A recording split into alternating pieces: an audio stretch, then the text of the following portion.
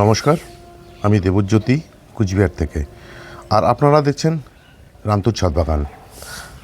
October মাসে লেবু গাছের কি পরিচর্যা করতে হয় তার উপরে আগামীকাল আসছে একটি ভিডিও। তার কারণ হচ্ছে এই অক্টোবর মাসের পরিচর্যার উপরে নির্ভর করবে আপনাদের গাছের ফুল এবং ফল। এই মুহূর্তে মানে অক্টোবরের শেষ বা নভেম্বরের শুরুর মধ্যে আপনাদের কিন্তু ফুল ফলের জন্য, লেবু জাতীয় গাছের জন্য,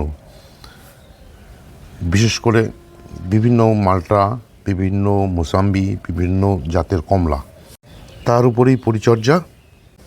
এই যে লেবু গাছটিতে দেখছেন, এই লেবু গাছটিতে এই লেবুর কিন্তু পাকতে শুরু করেনি, এটা কিন্তু সানবার্নের জন্য হয়েছে।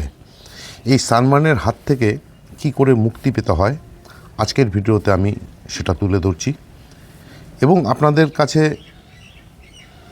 আগাম জানিয়ে রাখছি, আগামীকাল ঠিক দুপুর 2টোয় আমার এই চ্যানেলে এই লেবু গাছের অক্টোবর মাসের উপরে একটি পরিচর্যা চলে আসবে।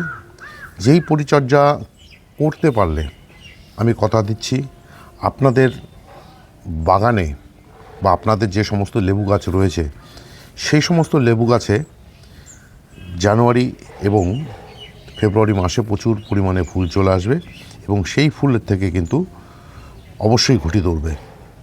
আমার বাগানে যে দার্জিলিং কমলার গাছটি রয়েছে, গত বছর এই কমলার গাছটিতে প্রচুর ফল হয়েছিল, কিন্তু যেহেতু হারভেস্ট করতে আমার অনেকটাই দেরি হয়ে গেছিলো, তার জন্যই এবছর ফুলও কম ছিল এবং ফলও হয়েছিল প্রায় 10-12খানা।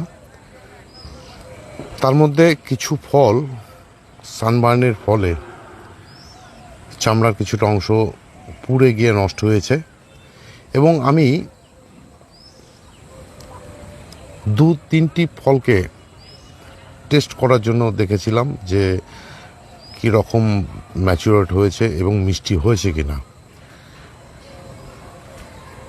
দেখুন, এই যে কমলাটি রং ধরতে শুরু করেছে, কিন্তু আমার এই যে কমলাগুলো, এখানে দুটো, এখানে দুটো, কালো প্লাস্টিক দিয়ে ঢেকে দিয়েছি এই জন্যই যে সানবার্নের একটু সমস্যা হচ্ছিল। এই যে দেখুন, আমি যার জন্য কালো প্লাস্টিক দিয়ে কিন্তু ঢেকে দিয়েছি। এটার ক্ষেত্রেও তাই এবং এটার ক্ষেত্রেও তাই। এই ঢেকে দেওয়ার উদ্দেশ্যই হচ্ছে এই সানবার্ন থেকে কমলাগুলোকে বাঁচানো। এই ছিল আজকের ছোট্ট একটি ভিডিও।